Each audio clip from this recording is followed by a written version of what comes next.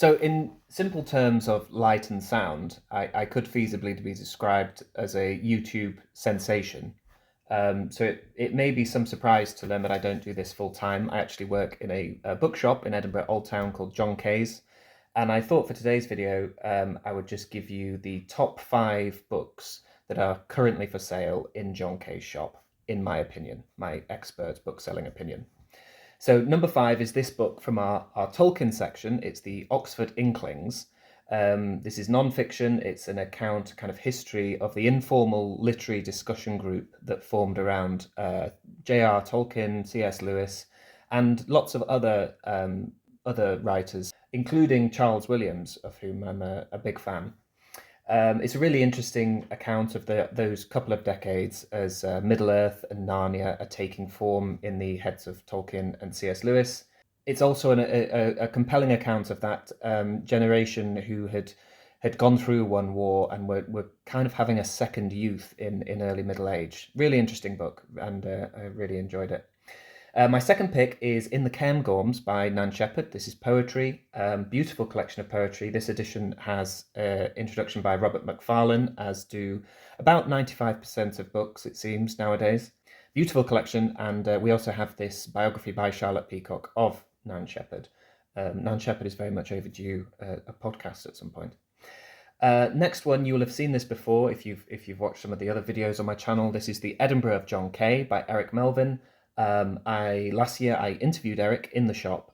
We talked about John Kay. Our shop is named after John Kay, who was a caricaturist in the late 18th century.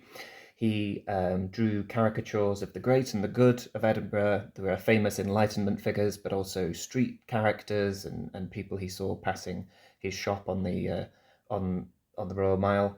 I really like this book by Eric. It's not just an account of John Kay's life, but it's also a sort of caricaturist's eye view of Edinburgh at the time. You get a sort of silhouette biography of the city in this really tumultuous and colourful period in its history. John Kay was the only person to make a likeness of Deacon Brodie, and that likeness is reproduced in my next pick, The Man Who Was Jekyll and Hyde. This is partly a biography of Deacon Brodie, the unhinged cabinet maker who terrorised Edinburgh with a series of thefts, unexplainable thefts at first, and is said to have inspired Jekyll and Hyde by leading this double life. As I say, it's partly a biography. It's also quite a lot of the book is taken up with an account of Brodie's trial, which was fascinating and extremely useful for me in terms of research for my number 1 pick of books available in John Kay's shop, which is predictably The Strange Case of Dr. Jekyll and Mr. Hyde. This is our edition. Our artwork, which has been done by my sister, who's a lino cut artist, is inspired by the printing of John Kay. This is the first book that we've published under our John Kay Press label. We're hoping to get another one out very shortly.